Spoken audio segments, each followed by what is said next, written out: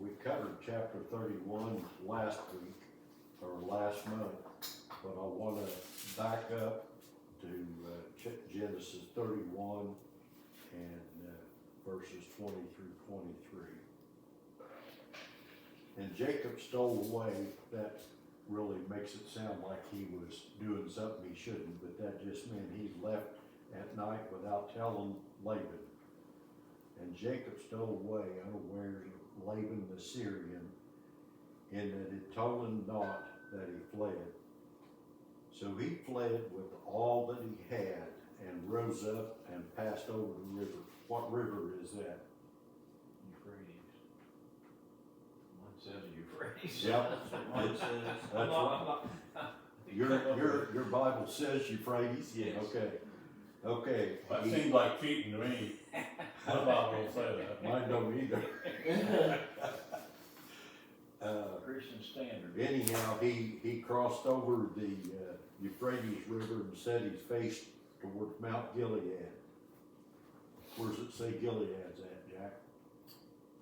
Where's Gilead at? It'd be- Mountain region east of the Jordan River. Okay. And it was told Laban on the third day that Jacob was fled, and he took his brother with him and pursued after him 7 days' journey, and they overtook him at Mount Gilead. And that's why I put the map up, and I gave you the little map there that has the Jabbok River on it. And I knew it was a long ways where Jacob had been in Haran, but I didn't know that it was 500 and some miles. But he had to make a pretty long trip. But where he's come to, here's a modern day map of Israel. And he's been up here, crossed the Euphrates, which is in Syria, and come down into Jordan, modern day Jordan, and come down, and Mount Gilead, they left the E out instead of Mount Gilead. So he's come down this side, which is east of the Jordan River, and he comes down to about here where the Jabbok River flows into the Jordan River. And this, they call them mountains, but they're 1,000 and the high ones are 2,000 feet.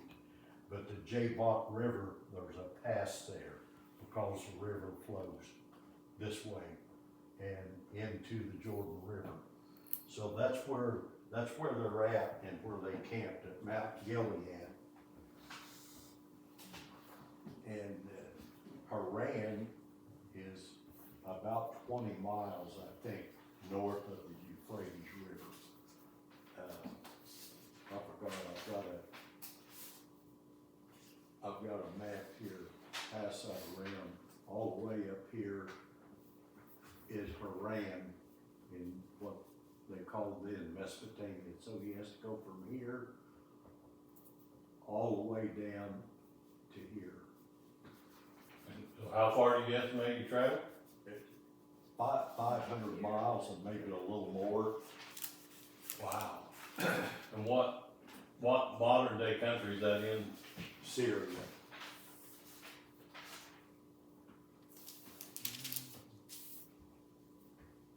So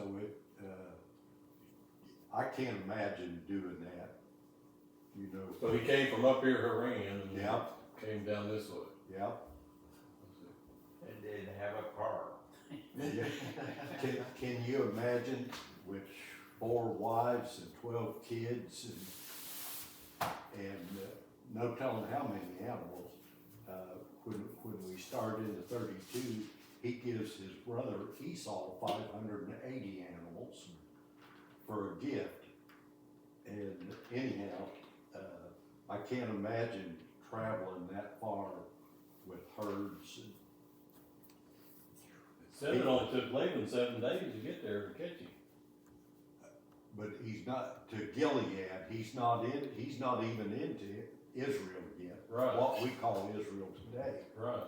So yeah, it took him 7 days, and he was hurrying, trying to catch him. You know, they were either on horses or camels, Uh-huh. and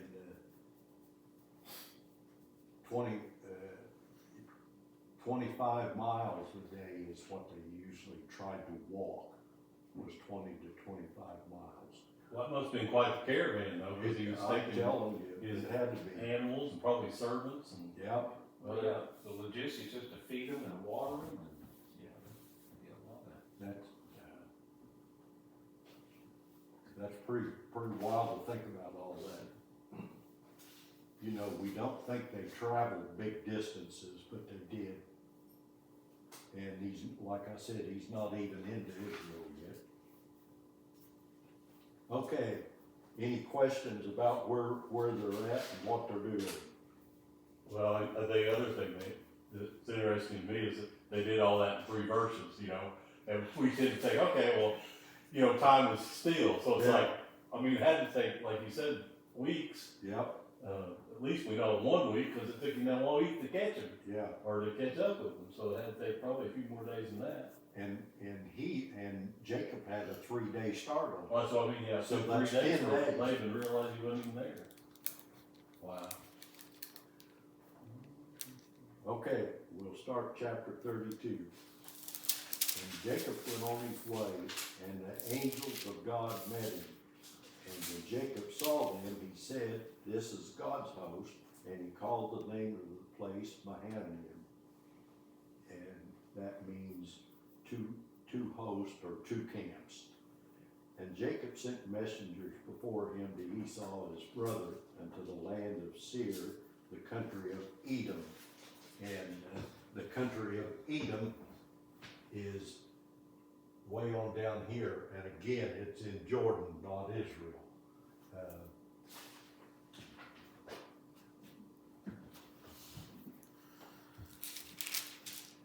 Okay, and verse 4, and he commanded them, saying, "Thus say ye unto my lord Esau." Remember that's his brother, and Lord is just like calling him sir. It's not anything to do with deity or anything. "Thy servant Jacob saith thus, I have journeyed with Laban and stayed there until now, and I have oxen and asses and flocks and men servants and maid servants I have sent to tell my Lord that I may find grace in his sight. And the messenger returned to Jacob, saying, We came to thy brother Esau, and also he cometh to meet thee, and 400 men. So what's Jacob think? When they parted ways, it wasn't on good terms. That Esau had said he's going to kill him. That's why Rebekah sent him away. So Esau thinks he's coming to kill him. Then Jacob was greatly afraid and distressed, and he divided the people that was with him, and the flocks and the herds and the camels into 2 bands, and said, If Esau come one company and smite it, then the other company which is left shall escape. And Jacob said, and here he goes again, the God of Abraham and the God of my father Isaac, the Lord saith unto me, Return into thy country and to thy kindred, and I will deal with thee. I'll deal well with thee. I am not worthy of the least of the mercies and of all the truth which thou hast showed unto thy servant. For with my staff I have passed over this Jordan, and now become 2 bands. When he talks about passing over the Jordan, that's when he left home and started. He had to cross the Jordan River. And he's praying to the God of Abraham and the God of his father. Deliver me, I pray thee, from the hand of my brother, from the hand of Esau, for I fear him, lest he will come and smite me, and the mothers with the children. And thou said, I will surely do good to thee, and make thy seed as the sand of the sea, which cannot be numbered for multitude. And he lodged there that same night, and took of that which he to his hand, and let me try that again. And he lodged lodged there the same night, and took of that which is come to his hand a present for Esau his brother, 200 she-goats and 20 he-goats, 200 ewes and 20 rams, 30 milk camels, that's milking camels, they milk the camels then, with their coats, 40 kine, that's cows, and 10 bulls, 20 she-asses, and 10 foals. And he delivered them into the hand of his servant, every drove by themselves, and said unto the servant, pass over before me, and put a space betwixt drove and drove. So he's telling them to, you know, you go ahead with your drove and wait a little bit, and the next drove go, so that they don't all meet at the same time with Esau. And he commended the foremost, saying, when Esau my brother meeteth thee, and asked thee, saying, who art thou, and whither goest thou, and whose are these before thee? And thou shalt say, they belong to thy servant Jacob. It is a present sent unto my lord Esau, and behold, also he is behind us. And he tells that to the next drove and the third and on. And says, moreover, behold, thy servant Jacob is behind us, for he said, I will appease him with the present that goeth before me, and afterwards I will see his face, peradventure he will accept me. Any questions or comments along the way?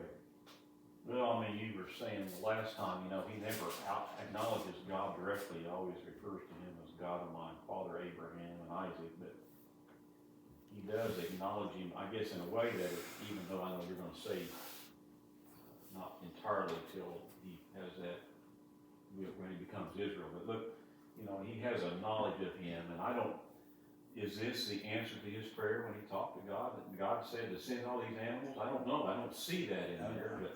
It doesn't say that. Yeah, I don't know.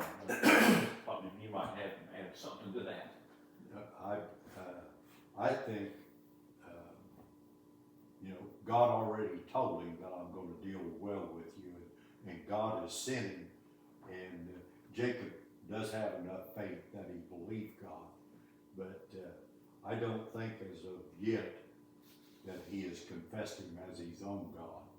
That Even though he's all- talking to him directly, Yeah, You know, maybe, I mean, of course, I don't know, I mean, think out of the box because my brain doesn't necessarily think right, that he's already told him he's gonna prosper, so I'm gonna give up some of these animals anyway, you know, he's already, I mean, I'm trying to get inside his head a little bit, but Yeah. that may be the wrong way to look at it. okay. It sure seems a lot to make amends, so. Yeah. It's interesting, he sought him out though, because, Yeah, I mean, he's been gone for how many years? 15 or something? 20, Yeah. either 20 or 21. Yeah, so I mean, 2 decades, and then he knows where he's at, how they find him, you know what I'm saying? It's like, I mean, he must have been known, right? Because he says he sent his messengers to him. Yeah, The logistics just are amazing to me, or and just thinking about how all this happened in that time. you know, and we see later that Esau has, well, to have 400 men with him. They don't say whose men, you know, whether it was family or servants or who it was, or men of the town where he lived, what, Seir. So, you know, we're not completely sure, but anyhow, Esau sounds like has as much as Jacob does. Yeah, I think, I don't know if we read that last time, it seemed like, which I didn't read this before we started tonight, but I think he said, he kind of argues with Jacob a little bit, said, I've got enough, but I think I think that's how it went down, so Yeah. we know he probably had a lot of material, livestock anyway. Okay, verse 21. So went the presents over before him, and himself lodged that night in the company. And he rose up that night and took his 2 wives and his 2 women servants, and his 11 sons, and passed over the Jabbok. That's why I wanted you to know where the Jabbok River is at, so you know where this is taking place. And, the second time we went to Israel, we spent 3 days in Jordan, and we come all the way down here, to the Red Sea and crossed over on this highway and went up, and we went across the Jabbok, and we were in all that area, all the way up to Amman, Jordan. And I remember the Jabbok. But, were these, I mean, I'm assuming these are very highly traveled roads in back then, maybe, maybe you saw them, or were you on the same path as they were perhaps, or There were caravans, and they did travel the same roads. Even, I can remember in history, what they called it, the Silk Road, where the east, all the way from China and, come down through Egypt, but they traveled the same paths, same roads. And, of course, it's 2,000 years later, the Romans paved roads, and it wasn't with concrete or blacktop. They cut stone and placed stones and make a road.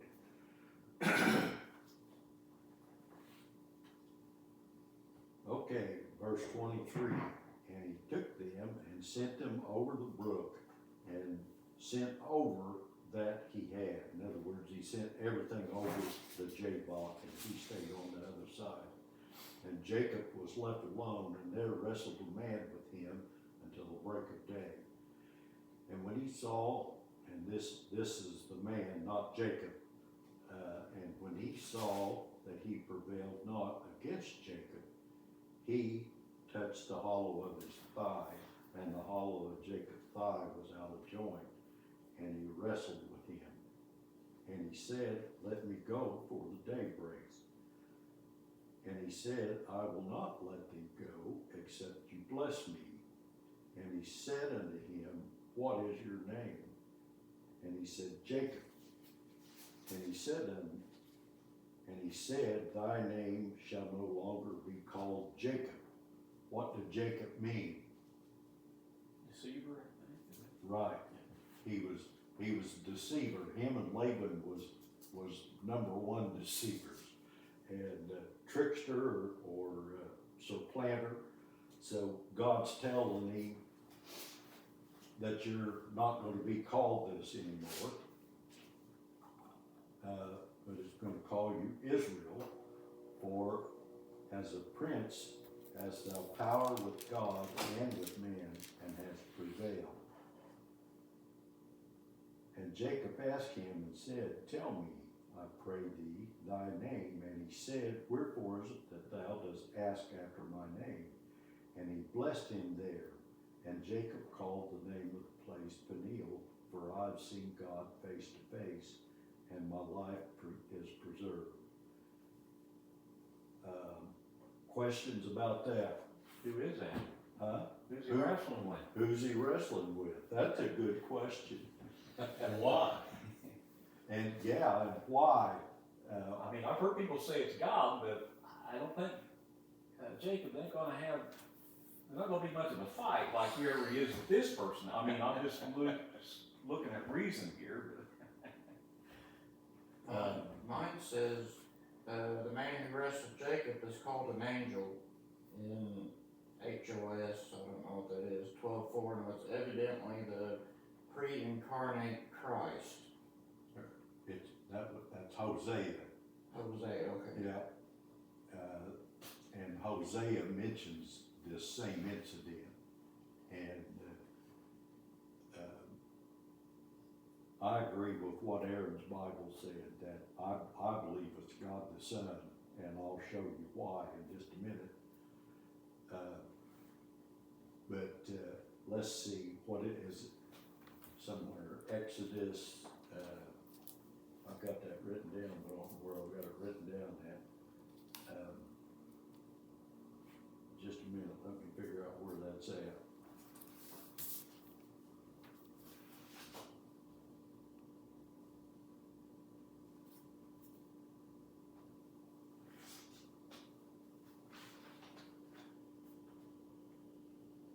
Not 33:20, is it? That's- Yep, that's it.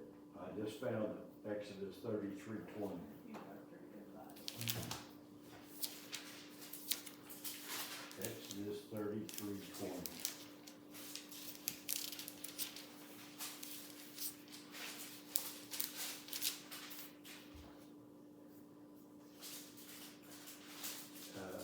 And he said, Thou cannot see my face, for there shall no man see me and live. So, this is God speaking, so what's the difference in God here in Genesis and God in Exodus? What's the difference? I'm trying to think of when God comes out of he comes physically, there's a different name, I can't think of that, but he's talking about, in his spirit, you can't see him, but, Okay. but he comes, that we're talking about when he comes to Sodom and Gomorrah, Christ was with him, but I can't think of what they call it, when he comes into bodily form, physical form. I don't know if I'm heading the right direction or not. Theophany. Thank you, that's what I. Okay. People that say this is a contradiction don't understand how God works. And the easiest way for me to maybe try to understand it is, I think I may have done this earlier when we started, but there's the Godhead, and the Godhead is God the Father,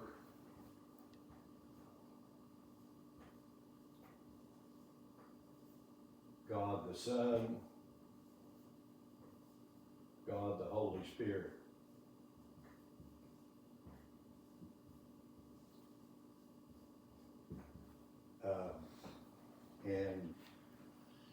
And Jacob is wrestling with God the Son, who becomes theophany in the Old Testament means an appearing of God the Son in a fleshly being, a flesh being, but God the Son eventually steps out and becomes a communicator.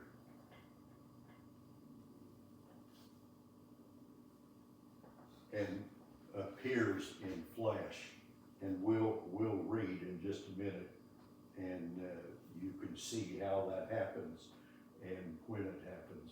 Of course, this, I don't have room to put all that on the board. If you remember, we talked about Jehovah when we first started studying Genesis, and Jehovah is YHWH,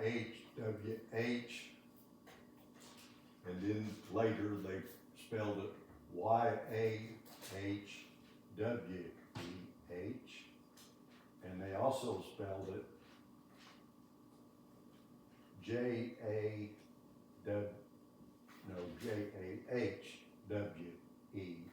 Yahweh, and then Hava after that is Jehovah. Let's see, Hava, I don't have room, anyhow, Hava is HAVAH. Hava means to become, and as it progresses, it means to become more and more and more revealed. And that's what God the Son, when he stepped out, revealed God to man, and he became flesh.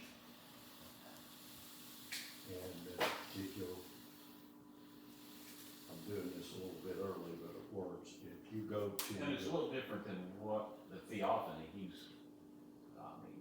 in the New Right. Testament, it's different. in the New Testament, yes, he totally revealed himself to mankind. At this time, it was only to certain people. Turn up to Exodus 3. Where was going? Exodus 3. Exodus 3, verse 13 and 14.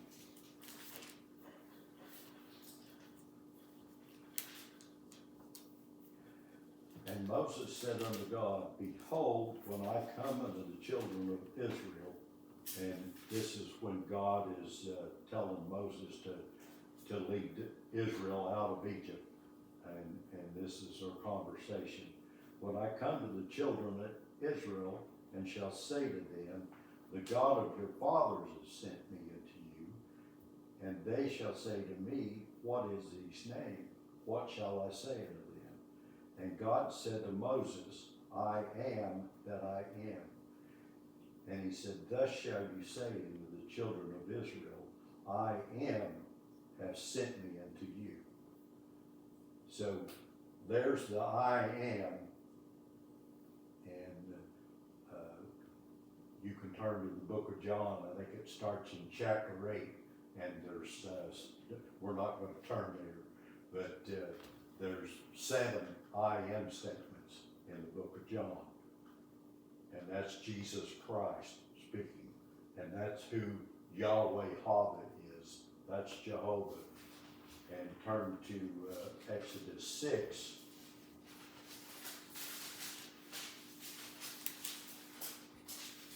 Verse 2 and 3. And God spoke unto Moses and said to him, I am the Lord. And I appeared to Abraham, unto Isaac, and to Jacob. When did he appear to Jacob? When he wrestled with him all night. And he had appeared to Abraham. If you remember, Abraham was camping, and 3 people approached his camp. And one of them was Jesus Christ, and the other were the 2 angels. And our English translation of the Bible, Aaron, you have that list of God's names that Patsy gave you.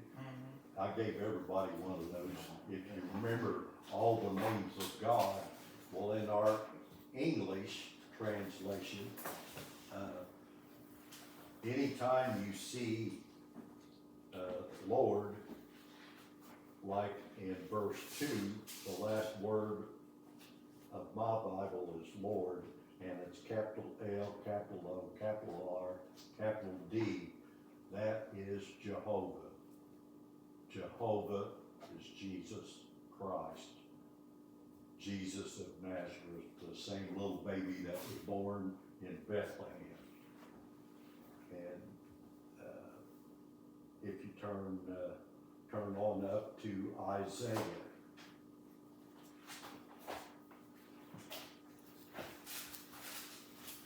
Isaiah chapter 9.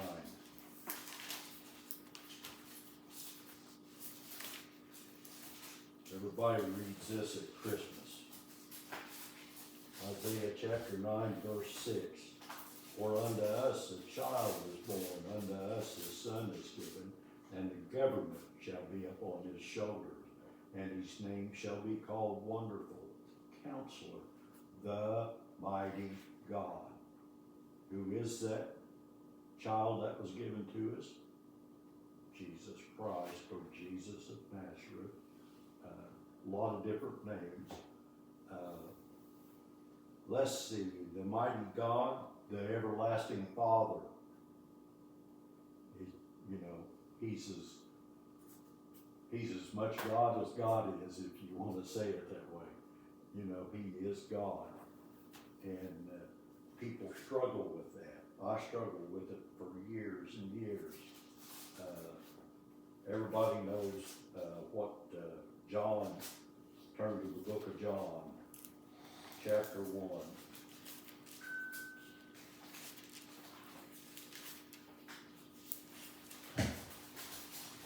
chapter 1.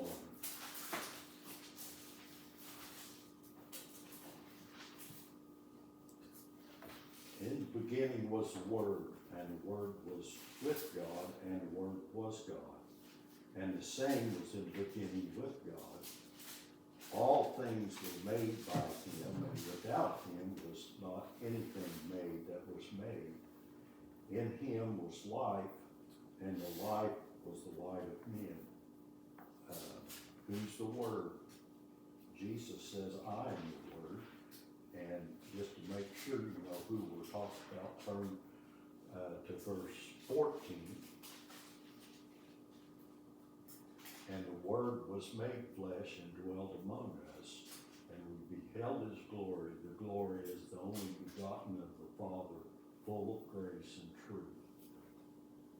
So you can follow this all the way, and the Bible is a progressive revelation, and Jesus Christ is a progressive revelation to the point that he became flesh and dwelled with man. And that's Jehovah, Yahweh Hava, to become more and more revealed. And let's see, go to Colossians.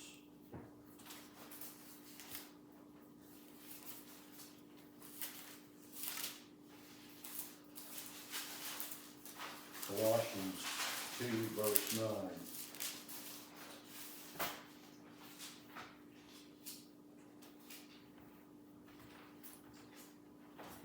We have to read 8, so you know for sure who we're talking about.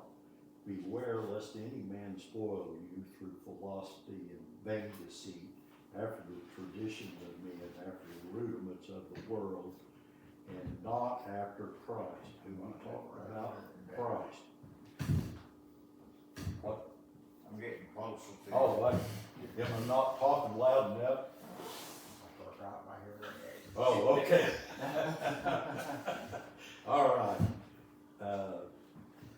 Verse 9, for in him, that's Christ, dwelleth all the fullness of the Godhead. Remember the Godhead?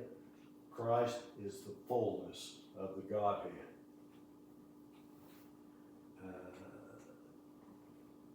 And you are complete in him.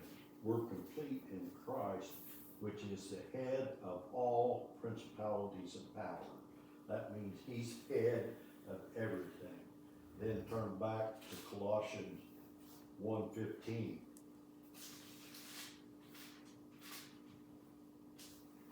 And let's see who, if you go back to verse 13, his dear son, that's the who, his dear son. The Son is the image of the invisible God, the firstborn of every creature. Don't camp out on firstborn. Christ has always been, but he is revealed to us as a son. But it says, who is the image of the invisible God? Christ is the invisible God. Turn to Hebrews chapter 1.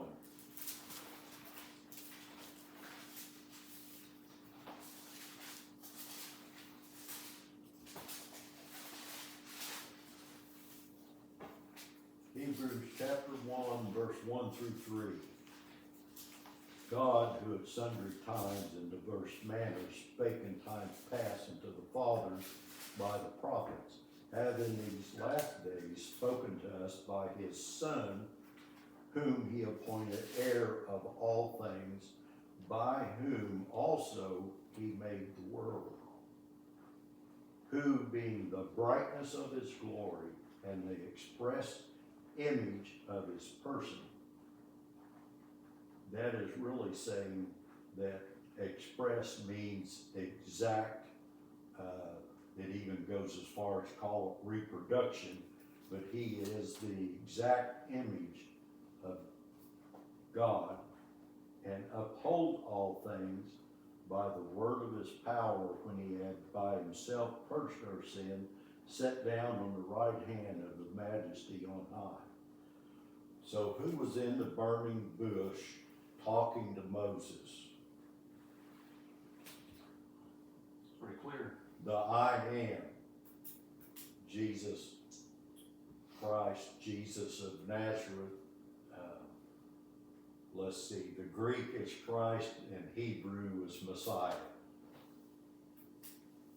So people that don't understand who the Lord is or understand all these names, and it is hard to understand the way our English translations are written, because they just put God or Lord and don't distinguish. And I don't know how many names are on that list, but that's just a few names of God. And anyhow, questions or comments? We've covered a lot. Well, getting back, that Jacob wrestled with Jesus, he's wrestling with God, how did he prevail? I still don't quite understand that. He's wrestling with God, and God had to touch The only way you can understand it is he allowed himself to be overcome. And why did he do that? What does Paul say in Romans?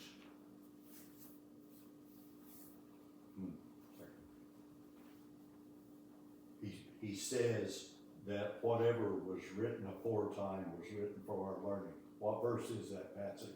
You don't know? I forgot.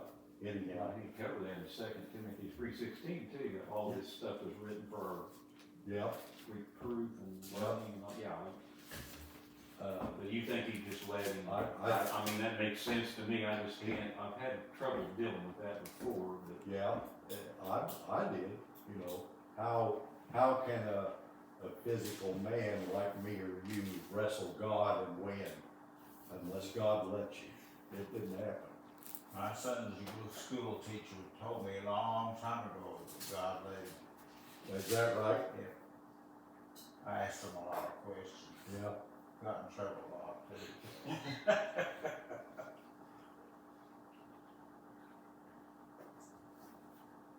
Okay, I'm doing a lot of talking.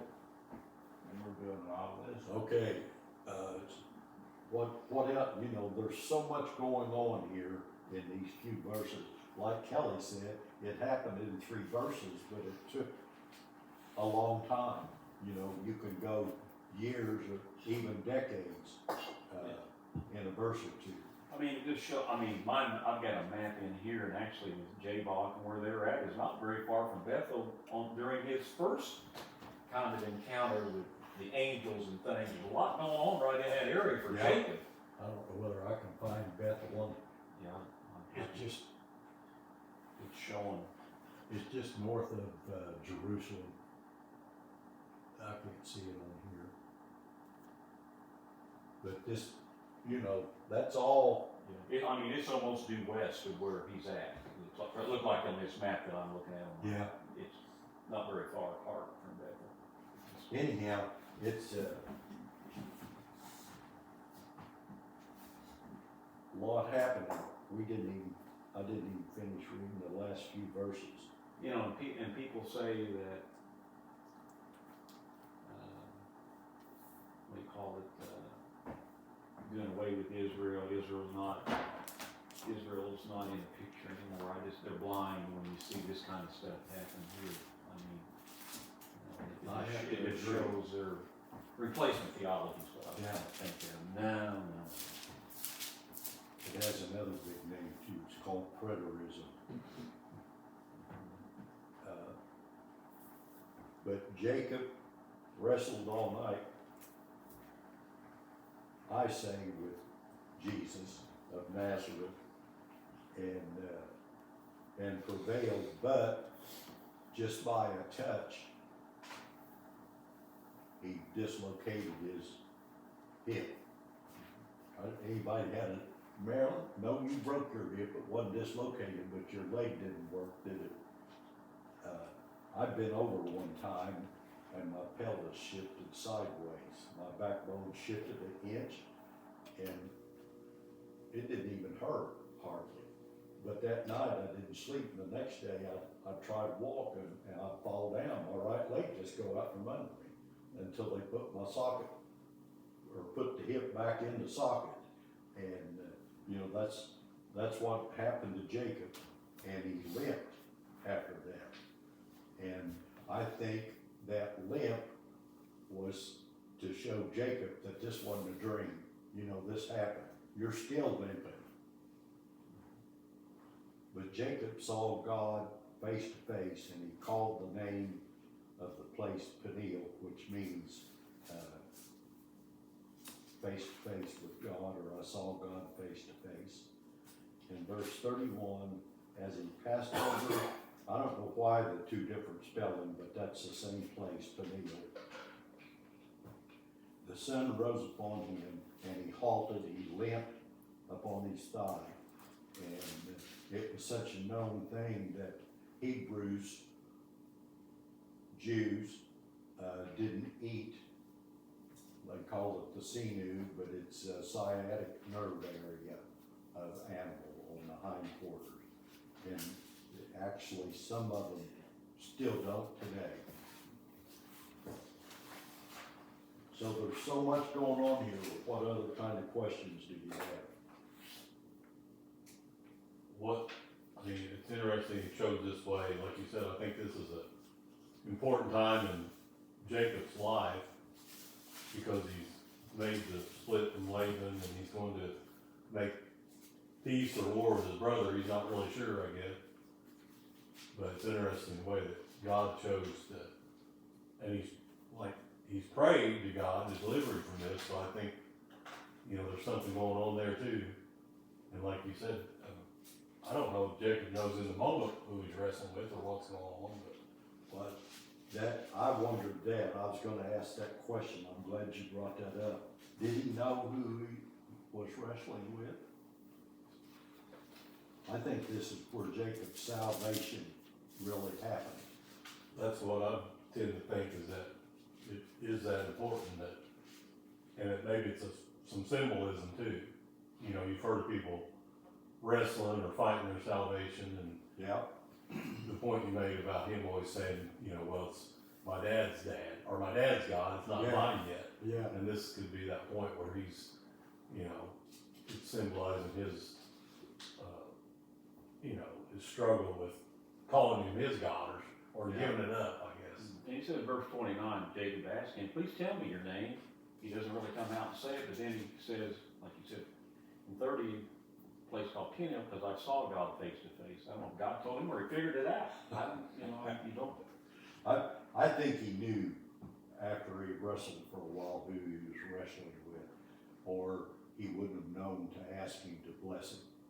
And the other thing is, this has to be a supernatural thing, because it wasn't like Jacob was there by himself. There's, everybody else is there somewhere. I don't know where. Actually, he sent them across the Jabbok, and he stayed on the other Oh, side. okay, He, all right, he was alone, it says. okay, sorry. That's okay. Oh, it does say that in 24, and Jacob Yeah. is that one. I've got this same map in the back of my Bible, and it actually has that place on here that Jacob named, that Peniel. Peniel, does it? Yeah. Okay.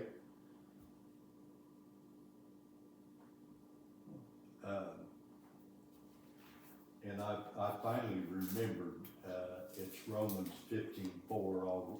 I'll read it to you. For whatsoever thing was written aforetime was written for our learning, that we through patience and comfort of Scripture might have hope. So that's why we need to read the Old Testament, is it was written for our learning, that we learn not to make the same mistakes. What else before we start another chapter? But we never learn. Speak for yourself, Ernie. No, we don't, I don't. You know, we just, if we quit learning, we're in trouble, you know it.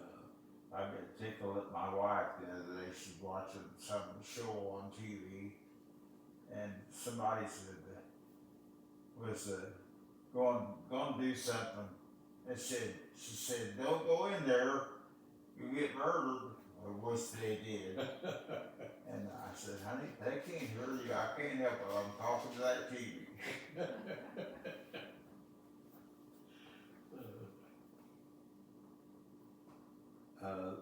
There at the end of verse 30, it says, Jacob called the name of the place Peniel, for I've seen God face to face, and my life is preserved. That's, Jacob realized who God is, and that God has preserved his life. I looked that up, and it actually, in Hebrew, one of the words, definitions was saved. He was saved.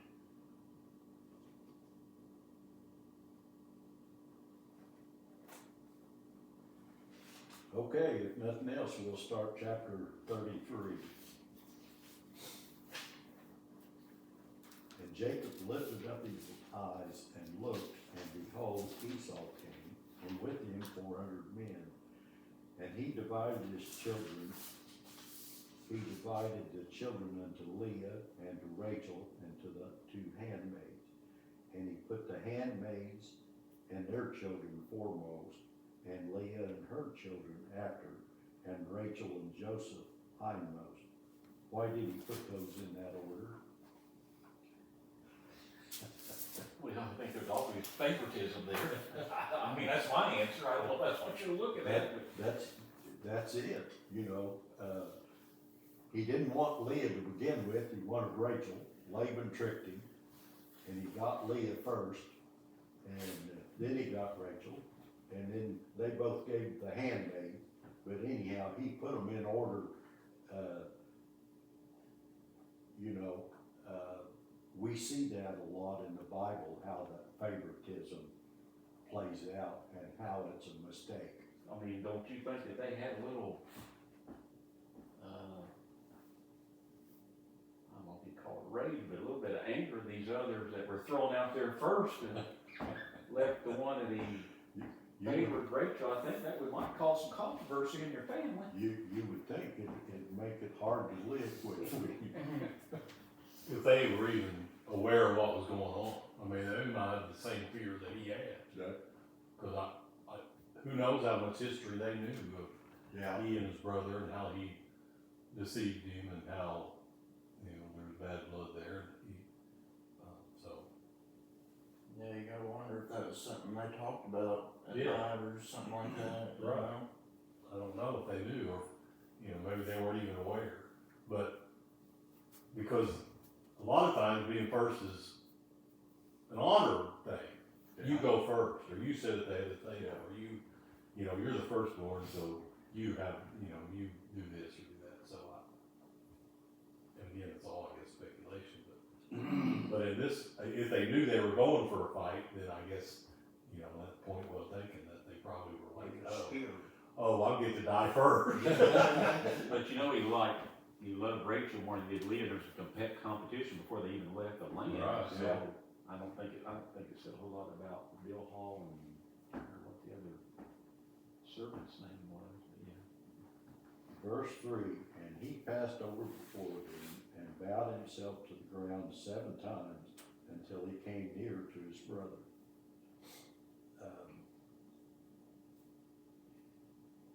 You know, Jacob is really playing up to Esau, and you bowing 7 times is what you would do to if you were before a king. So he's treating him like a king, and he's, you know, he's scared. He's scared of his brother. Taking no chances. Pardon? Taking no chances. That's right. And Esau run to meet him and embraced him and fell on his neck and kissed him, and they wept. And he lifted up his eyes and saw the women and the children and said, who are those with thee? And he said, the children which God has graciously given me, thy servant. Then the handmaids came near, they and their children, and they bowed themselves, and Leah also with her children came near and bowed themselves, and after came Joseph and Rachel, and they bowed themselves. And he said, what meanest thou by all this drove which I have met? And he said, they are to find grace in the sight of my Lord. So he's talking about the presence there that he sent over before anything else come inside of Esau. Was that all the animals? Yeah. Yeah. The servants and the animals. Do you think that he's feeling guilty? Yeah. Yeah. Guilty and scared. Both. That's an interesting combination. Yeah. So it means he would have some, maybe, what's the word I'm looking for? No, he's repentant, I mean, A he little knows. remorse. Remorse, yeah, or, yeah, guilt, I guess is the Yeah. word, but, at least he's apparently reflected on what he did and knows what he did was not a good thing, I guess. But yet God said he's gonna prosper before this communication, so is his faith a little weak if he's afraid of him? I don't, that's, I don't know. yeah, but I, you can see that obviously. Yeah. He's a little afraid. But then I can see what Kelly says though too, if his women didn't have a clue, the first one were the slaves that he bowed down, so I mean, they may have a different outlook if he never told them. I always thought it was favoritism, but I can see Kelly's point too. Yeah. But they gotta be first to bow down, the servant girls, and then Leah, and then Rachel. I guess we have to give Esau some credit too, though, don't we? What good was in him, I guess, came out, because he certainly could have bore that animosity toward Jacob to his grave if he wanted to. I think he would have been justified in it. But we have to remember, the reason Jacob he was chosen by God, not man. And it was because Esau's lack of faith. He didn't care about his birthrights. Except the second one that he missed. The first birthright for the bowl of soup was the spiritual birthright. The second one was being number one son and getting a double portion of inheritance. And everything that goes with being the firstborn. Okay, Esau asking, what did all this stuff mean? And that he sent before him. But Esau said, I have enough, my brother, keep thou everything that you're trying to give me, just keep it, I don't need it. But Jacob said, nay, I pray thee, if I have found grace in thy sight, then receive my present at my hand, for therefore I have seen thy face, as though I had seen the face of God, and thou wast pleased with me. I'm unsure of what he meant by comparing it to the face of God, when he had this experience of wrestling with God or with Jesus Christ. And then he says his brother, as though I'd seen the face of God. I didn't understand where that come from. Anybody help me out?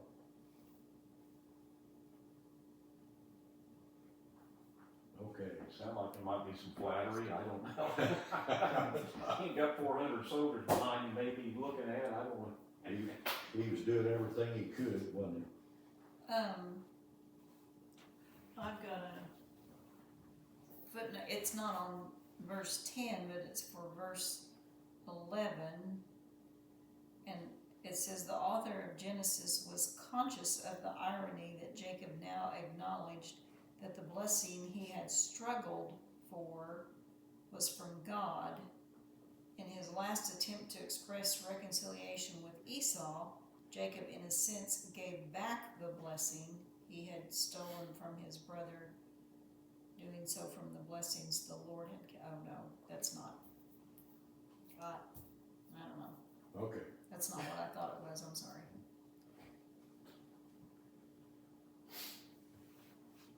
okay, let's see. We're verse 12, and he said, let us, and this is Esau speaking to Jacob. And he said, let us take our journey and let us go, and I will go before thee. And Jacob said to Esau, knoweth that the children are tender, and the flocks and the herds are young that are with me. And if men should overdrive them one day, all the flocks will die. Let my Lord, I pray thee, pass over before his servant, and I will lead on softly according as the cattle go before me, and the children be able to endure until come to my Lord until Seir.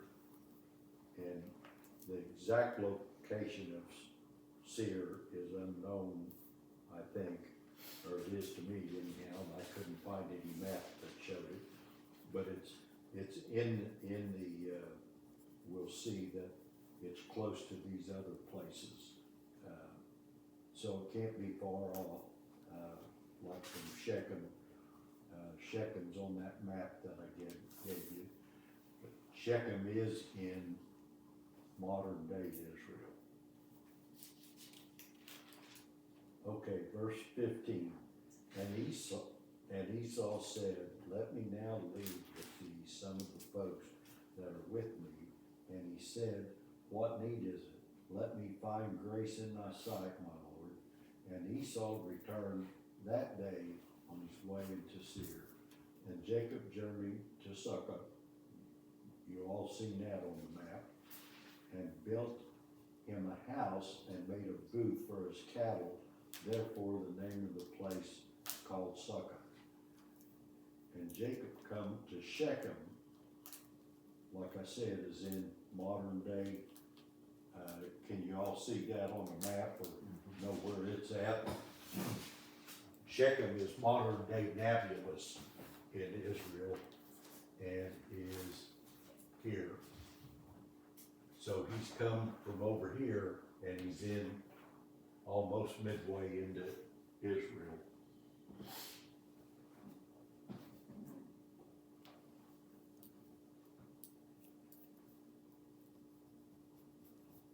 And Jacob came to Shalem, a city of Shechem, which is in the land of Canaan, when he came from Danaran, and pitched his tent before the city. And he bought a parcel of field where he had spread his tent at the hand of the children of Hamor, Shechem's father, for 100 pieces of money. And he erected there an altar and called it El-O Israel. I made a mistake there. Shechem is talking about the person, but it's also a town, and that's where Shechem is. The person Shechem, Hamor's son. You said most of Israel, is Shechem not in Israel? Yes. Oh, okay. And I forgot to mention, when God changed Jacob's name to Israel, what does Israel mean?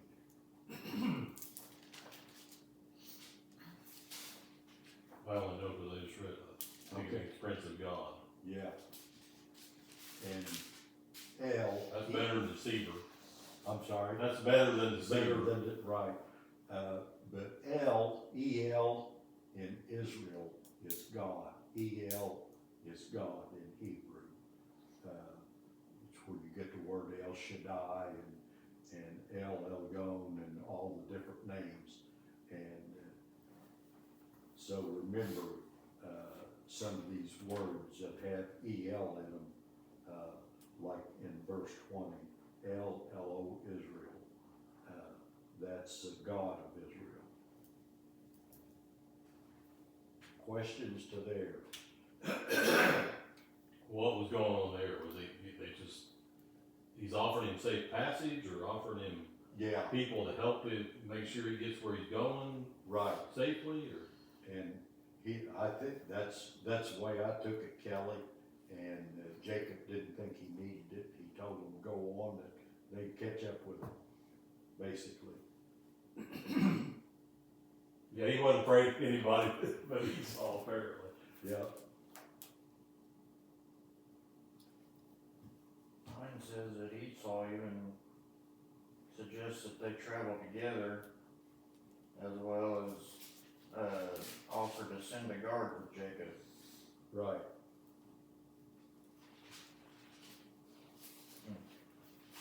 I think I figured out the face of God thing. Okay, So, like when Jacob was wrestling with God, and then he says, I have seen God face to face, yet my life has been preserved. Then when he's talking to Esau, he says, for I see your face as one sees the face of God, and you have received me favorably. so it meant that he wasn't ill towards him, but wasn't gonna kill him. Right, that's Good. kind of what I Okay. think. That makes sense.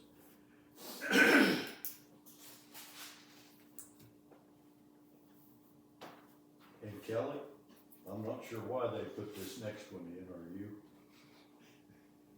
Oh, yeah, we talked about, you mean in chapter 34? Yeah. I can't remember when we talked about it, but it was pretty bad stuff. It makes romance novels and some of the TV shows look tame. Yeah.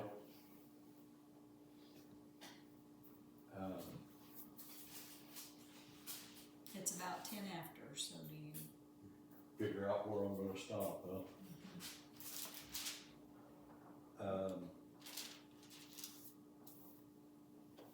I don't know, we'll not read this verse by verse. What happens in verse, chapter 34, Leah has a daughter named Dinah, and while they're in the land of Canaan, Shechem sees her and basically rapes her, and then asks his father to get her to wife, to be his wife, and so they meet with Jacob and some of his sons, and the sons don't like what happened, and they end up killing them all by making them all get circumcised, and on the second day, I think it is, or the third day, while they're sore, they come in and kill all of them.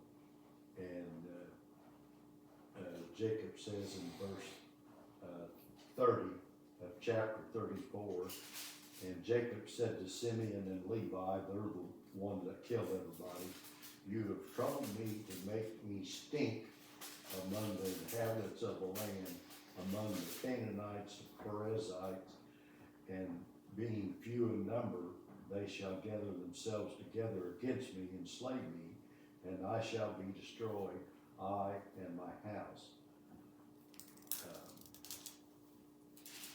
Anyhow, that's what happened in verse 34, chapter 34.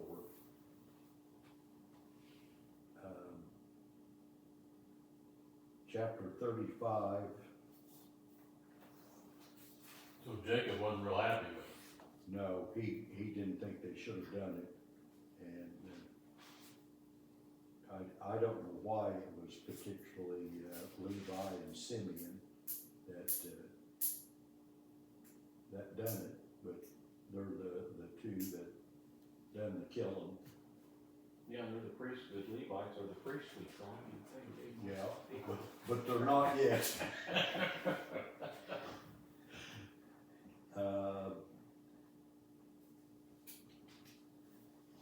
I think to be able to get to chapter 36, through chapter 36, I'm gonna skip down to, chapter 35, verse 16.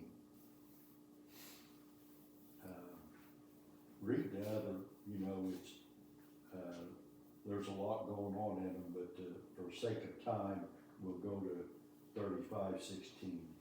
And they journeyed from Bethel, and there's the EL on the end of that, so it's house of God.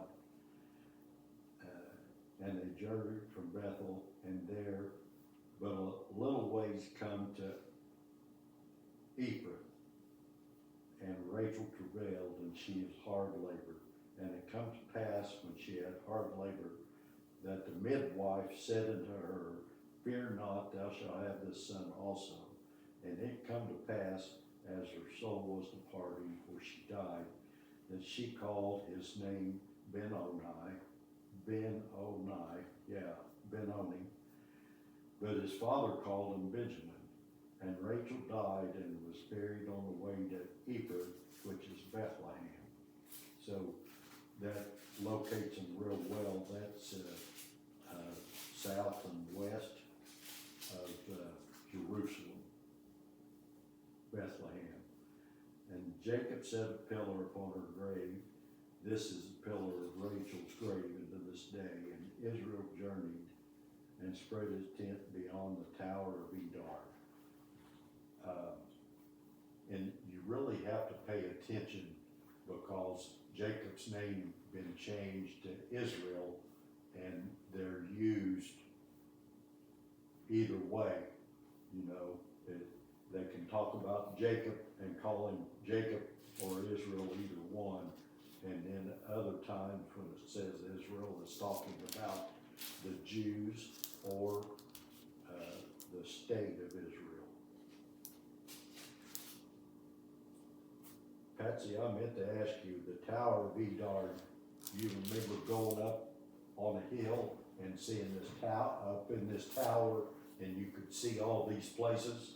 I think that's where that was at, was it Edar. How tall was the tower?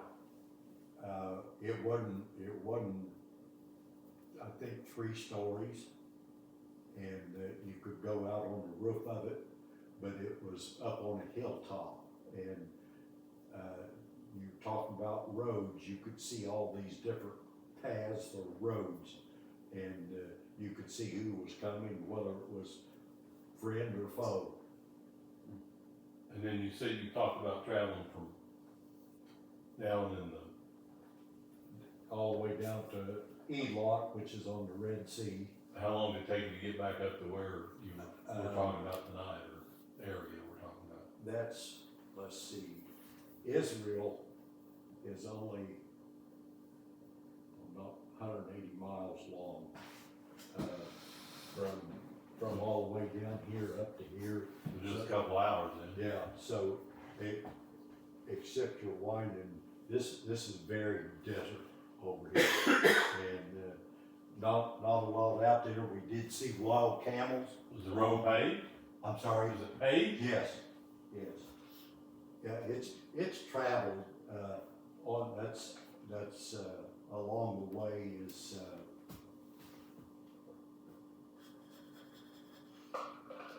where'd we go, where, Harrison Ford filmed and made the place?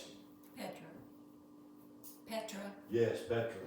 Yeah, that's that famous place where it's built into Yep. a rock. Yep, and that's on the way up through there. We went there. You stopped at 7-Eleven? No. Is it there too? Did we take the King's Highway to Petra or to Jordan? That's what Well, that's all the called, same place, yeah, the King's Highway through the desert.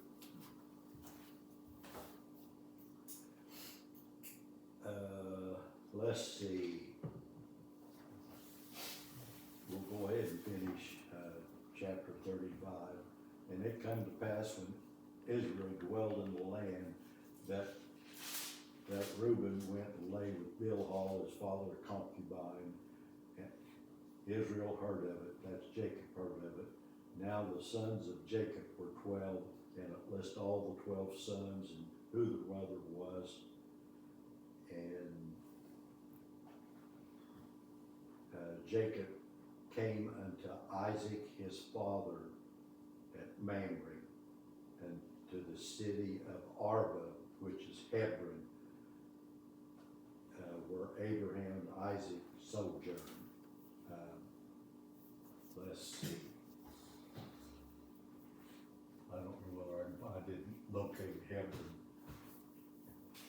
I'm not sure where it's at. I remember going there. Anybody find it real quick? Hebron looks like it's south of Jerusalem, maybe. South of Jerusalem. Yeah, a little Okay. west. Mine's showing south of Bethlehem, actually, but I don't. Yep. Both of those. Look like there's Here, yeah, here it is on the modern map. Look like it's, probably a body of water there too. 15 miles or so south of Jerusalem, just a little west.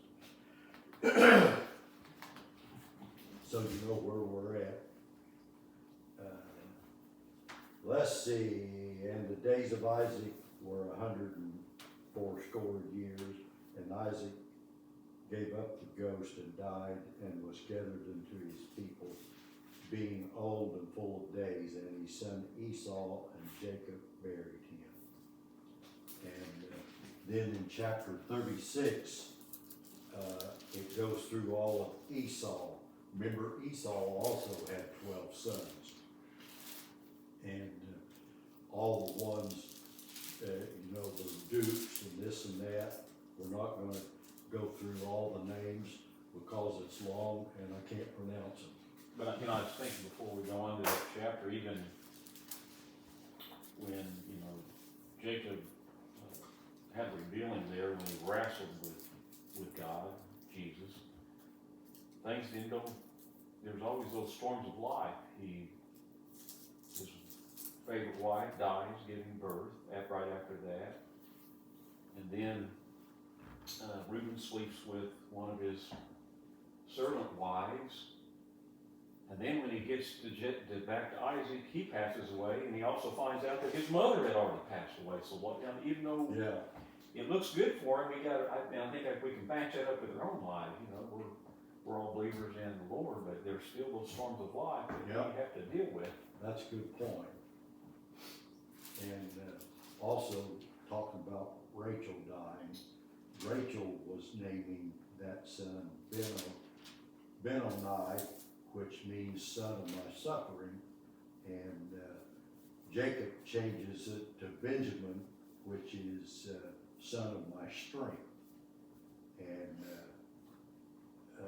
there's stuff to go along with that. You can, son of suffering, what were the Jews looking for? They were looking for a king in the Messiah, but he was also a suffering servant.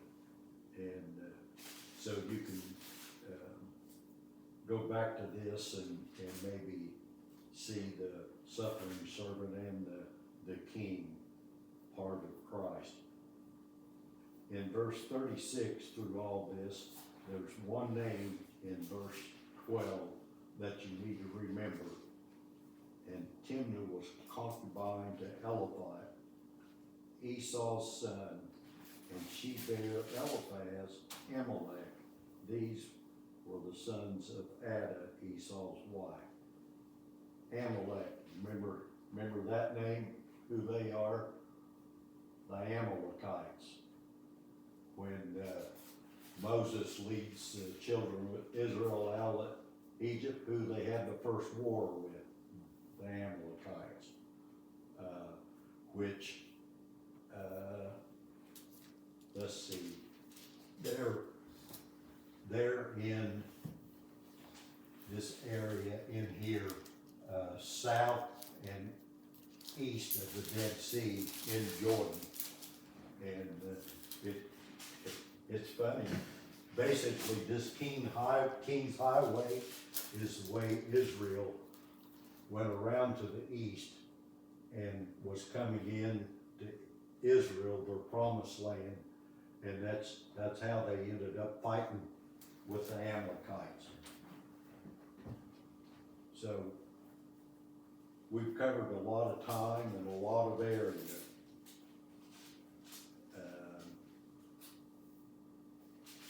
I think that's everything we need to cover in chapter 36. And we've got 6 minutes to go. So you've got 6 minutes of questions or insight or whatever. Well, do you think the passage on Dinah 34 is just, I mean, we talked earlier about how it's all supposed to teach us, but I mean, it just shows what evil there was in the world. Now people, to me, I don't know if that's what it's there for, but I mean, because my Bible says she probably wasn't even of age. We think of age now 16 or 18, depending on where you're at. Well, she was probably just in puberty, and this guy raped her, and then Jacob reacted by saying, "Okay, you can have her hand in marriage," but then they returned that evil by killing all the, first deceiving them and cutting their foreskin off, and then killing them while they were, while they were suffering from that. Yeah. It just shows you, I guess, where people's minds go if they're left to their own devices, I guess. I mean, that's the only thing I can come up with. And maybe, for future, obviously, because there's a lot of fault to go around, to me. I mean, all begins with the guy that did Shechem, but, I mean, you could say that her brothers were at fault, her dad was at fault, and those men were at fault, and so it's just a lot of bad stuff going on, and also shows you the way they, thought of women, I guess, and, or didn't give them much, respect or feeling.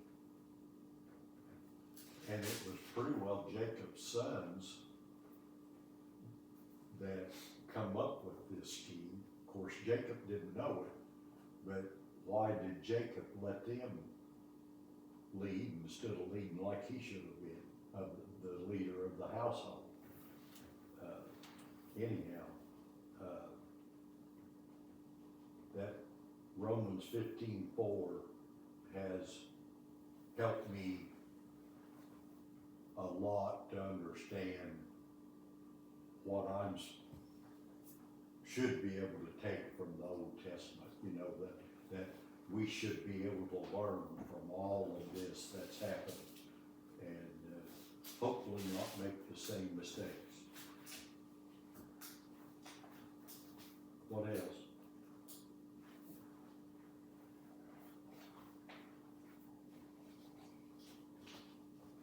This Bible says hang on, let me watch something.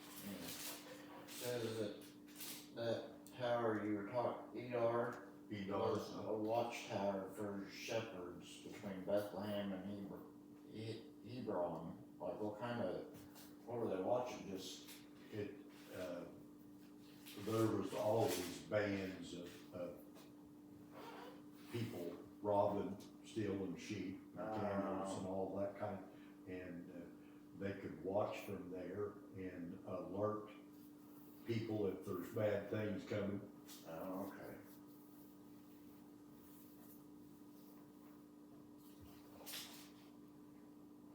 Okay, if you, no more questions, we'll quit almost 5 minutes early. I appreciate the input. You guys make me think of a lot of stuff that I don't think of, and that's how we learn. Or that's how I learn. You can have that if you want it.